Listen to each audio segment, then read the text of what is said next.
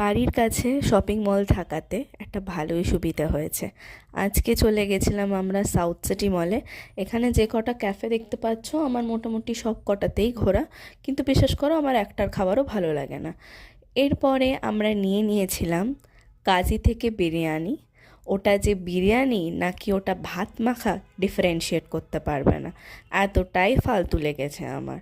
আর সাথে ওরা ওটা কি দিয়েছিল আমি বুঝতে পারলাম না। রায়তা তো ওটা না, কিন্তু ওরা ওদের মতো করে কিছু একটা দই দিয়ে বানিয়ে দিয়েছিল।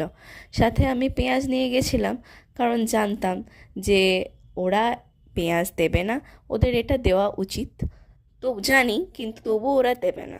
240 টাকা টোটাল এইটুকুনি প্লেটের দাম নিয়েছিল। আমার কোয়ান্টিটিতেও ঠিকঠাক লাগেনি, কোয়ালিটিতেও ঠিকঠাক লাগেনি, জানি না লোকে কি করে খেয়ে নেয়। সাথে একটা আলু দিয়েছিল, যেটা একদমই জুসি ছিল না, মনে হচ্ছিল শুকনো 4-5 দিনে, সেটাই বের করে কোনো রকমে একটু গরম করে দিয়ে দিয়েছে।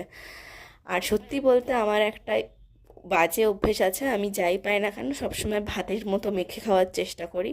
যাই হোক, অতি কষ্টে খেয়ে শেষ পাতে এই জিনিসটা নিয়ে নিয়েছিলাম। একমাত্র ওরা এটাকে নাম দিতে পারবে যে এটা ওরা কী বানিয়েছে, কিন্তু ওভারঅল আমার ভীষণ বাজে লেগেছে।